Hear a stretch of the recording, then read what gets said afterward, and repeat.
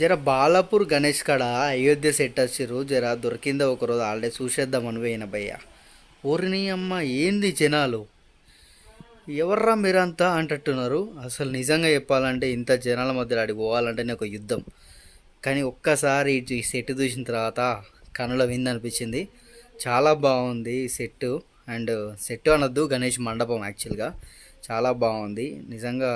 ఈ రాముడు ఇవన్నీ చూసినట్టయితే చాలా అట్రాక్టింగ్ అనిపించింది. కానీ నిజంగా వీళ్ళందరికీ యాక్సెప్ట్ చెప్పాలి, ఎందుకంటే ఇంత పర్ఫెక్ట్, ఓ మై గాడ్.